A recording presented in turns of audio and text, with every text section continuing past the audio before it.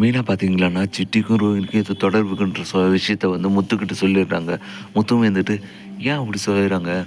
ரோஹினிக்கு already தெரியும். சிட்டிக்கும் நமக்கும் already சண்டை ஆனது. தெரிஞ்சிருந்தா அவங்ககிட்ட காசு வாங்கியிருக்காங்கன்னா, இதில ஏதோ ஃப்ராட் தானே இருக்கு. காசு வாங்குறத தவிர வேற ஏதோ ஒரு உள்குத்து இருக்கு. இது என்னன்றத நான் கண்டுபிடிக்கிறேன்." அப்படின்னு சொல்லிட்டு யோசிச்சுட்டு இருக்காங்க. அந்த டைம்ல பார்த்தீங்கன்னா, வித்யா வந்துட்டு ரோஹினி வந்துட்டு மனோஜ் கூட சேரவே விடுறதில்ல. அவங்ககிட்ட பேசினாலுமே வந்துட்டு, "அவங்ககிட்டலாம் நீ என்ன பேசிங்கிற? உன் வேலை என்னவோ அத மட்டும் பாரு. மனோஜ் கிட்ட பேசுற வேலையெல்லாம் வச்சுக்கக்கூடாது. இனிமேல் வந்து ரூம் கதவு திறந்தே தான் இருக்கணும். என் வீட்டு கதவு நான் சொல்ற வரையும் அந்த வீட்டு கதவு திறந்து தான் இருக்கணும். எப்ப வேணா மூடுறத பார்த்தேன்னா அவ்வளோதான் தொலைச்சிருவேன்." அப்படின்னு சொல்லிட்டு ரோஹினி மிரட்டுறாங்க. சரி ஆன்ட்டின்னு சொல்லிட்டு ரோஹினியுமே வந்துட்டு சாப்பிட போறாங்க. அந்த டைம்ல பார்த்தீங்கன்னா, வித்யா வந்துட்டு, "ஏய்! நீ எல்லாம் இனிமேல் எங்க கூட உட்காந்து சாப்பிடக்கூடாது. அப்படி போய் ஓரம் நில்லு." அப்படின்னு சொல்ல, உடனே முத்துவும் மீனா வந்துட்டு சப்போர்ட் பண்ண பார்க்குறாங்க. "ஏன் அவ சாப்பிடக்கூடாது? அவ தப்பு பண்ணா தான் ஒத்துக்கிறா. அதுக்காக உன் மகனும் தானே தப்பு பண்ணான். அவன் மட்டும் சாப்பிட்றான். இவங்க மட்டும் ஏன் ஒதுக்கி வைக்கிற?" அப்படின்னு கேளு. "இங்க யாரும் எனக்கு அட்வைஸ் பண்ண தேவையில்ல. எல்லாரும் அவங்கவங்க வேலைய பாருங்க." அப்படின்னு சொல்லி ரோஹினியுமே வந்துட்டு, "நான் ஆன்ட்டி சொல்ற வரையும் சாப்பிட மாட்டேன். நீங்க யாரும் எனக்கு இது பண்ணாதீங்க." அப்படின்னு சொல்லி ஓரமா நிற்கிறாங்க. சரின்னு சொல்லிட்டு எல்லாருமே அமைதியாயிடுறாங்க. வெயிட் பண்ணி பார்த்து வித்யாக்கு சமாதானம் ஆகாதனால, நான் இனிமேல் ஆன்ட்டி சமாதானம் ஆகுற வரையும் நான் வீட்ல சாப்பிடவே மாட்டேன்னு சொல்லிட்டு கோவமா ரோஹினி பார்த்தீங்கன்னா கிளம்பிடுறாங்க. கிளம்பி போய் பார்த்தீங்கன்னா, வித்யாவோட ஃப்ரெண்டு வீட்டுக்கு போயிட்டு நடந்த எல்லா விஷயத்தையும் சொல்லி எப்படியானா ஆன்ட்டி என்ன மன்னிக்க சொல்லுங்கன்னு சொல்லி கேட்க போறாங்க. அதுக்கு அவங்களுமே வந்துட்டு, "சரி நான் சொல்றேன். நான் பேசி பார்க்குறேன். ஆனா வந்துட்டு நீ பண்ண தப்பு தான். அவ உன் மேல எவ்வளோ நம்பிக்கை வச்சிருந்தா, அந்த நம்பிக்கைய நீ உடைச்சதுனால தான் அவளுக்கு உன் மேல சரியான கோவம்.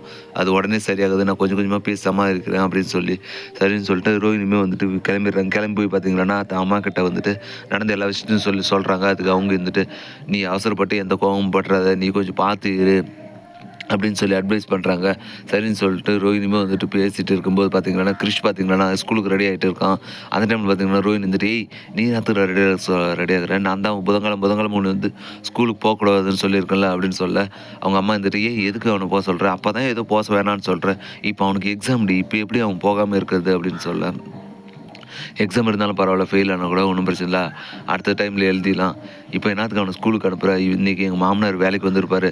இவன் அவங்க கண்ணுல பட்டா அவ்வளோதான், என் கதை அவ்வளோதான், இதோட முடிஞ்சிரும்." அப்படின்னு சொல்ல, அதுக்காக என்னடி பண்றது? நான் எப்படியானா வந்து மாஸ்க் இது போட வச்சு எக்ஸாம் மட்டும் எழுதிட்டு உடனே வந்துர சொல்றேன் அப்படின்னு சொல்ல, என்னமோ பண்ணுமா. ஆனா வந்துட்டு அவன் மட்டும் மாட்டிக்கிட்டான். அவ்வளோதான். என் வாழ்க்கை இதோட போச்சு. அத ஃபர்ஸ்ட்டு மனசுல வச்சுக்க அப்படின்னு சொல்லிட்டு ரோஹினி பார்த்தீங்கன்னா, அங்கேருந்து கோவமா கிளம்பிடுறாங்க. சரின்னு சொல்லிட்டு அவங்க அம்மா பார்த்தீங்கன்னா, கிறிஷ ஸ்கூலுக்கு கூட்டு போறாங்க. ஸ்கூலுக்கு கூட்டு போய் இறக்கி விட்ட டைம்ல பார்த்தீங்கன்னா, அண்ணாமலை அந்த இடத்துல நின்றுக்கிட்டு பசங்களெல்லாம் பார்த்துட்டு இருக்காங்க விளையாடுறதெல்லாம். இத பார்த்து அவங்க அம்மா பார்த்தீங்கன்னா, "கிரிஷ் அங்க பாரு அந்த தாத்தா, அந்த தாத்தா கண்ல மட்டும் நீ படவே கூடாது. அவங்க பேசினாலுமே வந்துட்டு எப்படியாவது நீ தப்பிச்சு வந்துடணும்." அப்படின்னு சொல்லி கிரிஷ்க்கு அட்வைஸ் எல்லாம் பண்ணி ஸ்கூலுக்கு அனுப்புறாங்க. கிரிஷுமே வந்துட்டு அண்ணாமலை கண்ல படாத பார்த்தீங்கன்னா, ஒளிஞ்சு ஸ்கூலுக்கு எக்ஸாம் ஹாலுக்கு போயிடுறான். எக்ஸாம் ஹாலுக்கு போயிட்டு எக்ஸாம் எழுதிட்டு இருக்கிற டைம்ல பார்த்தீங்கன்னா, பிரின்சிபல் வந்துட்டு அண்ணாமலைய கூப்பிட்டு அக்கவுண்ட்ஸ் டீட்டெயில்ஸ் எல்லாம் குடுக்கறதுக்கோசரம் ஆஃபீஸ் ரூம்ல வர சொல்றாங்க. சரின்னு சொல்லிட்டு அண்ணாமலையுமே வந்து ஆஃபீஸ் ரூம் போற வழியில பார்த்தீங்கன்னா, கிளாஸ் ரூம்ல கிரிஷ் எக்ஸாம் எழுதுறத எதர்ச்சியா பார்த்துடுறாரு. அத பார்த்து அண்ணாமலைக்கு பார்த்தீங்கன்னா பேர் எரிச்சேக்குது. இப்படி தான் வரப்போற எபிசோடு வந்து போகப்போகுது. அடுத்து என்னென்னலாம் இன்ட்ரெஸ்டிங்கா நடக்க போகுதுன்றத நான் அடுத்தடுத்த வீடியோல அப்லோட் பண்றேன். மேலும் இது போன்ற இன்ட்ரெஸ்டிங்கான வீடியோ பார்க்க மறக்காம நம்ம சேனலை சப்ஸ்கிரைப் பண்ணிட்டுருங்க. கூடவே பெல் பட்டனையும் அழுத்துங்க. அப்பதான் நான் போடுற ஒவ்வொரு நோட்டிஃபிகேஷன் வரும். Thank you.